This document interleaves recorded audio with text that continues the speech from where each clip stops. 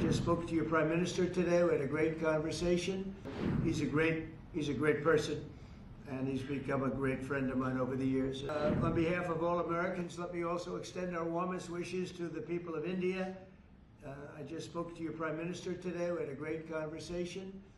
We talk about trade, we talk about a lot of things, but mostly the world of trade. He's very interested in that. Although we did talk a little while ago about let's have no wars with Pakistan. And I think the fact that trade was involved, I was able to talk about that.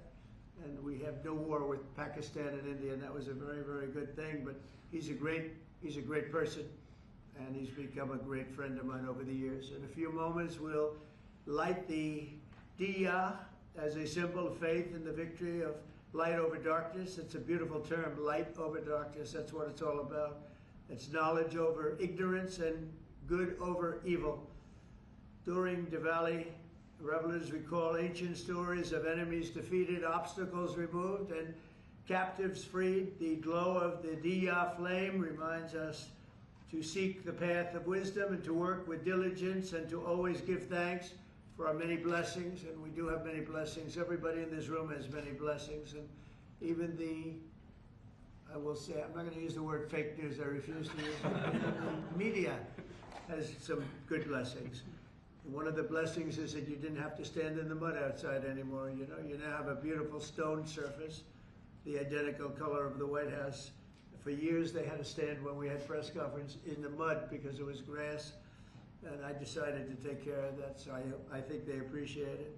As we look back in the past year and really look up to the next number of years and hopefully decades and centuries, we've got much to be thankful for. And think of it, a year ago we were a dead country. This country was a dead country, and now we're the hottest country anywhere in the world. These guys can testify to that because I know this. I watch their stock prices and they're like rocket ships, right? Do they ever stop? Let's keep it that way, right? Let's not talk about it, right?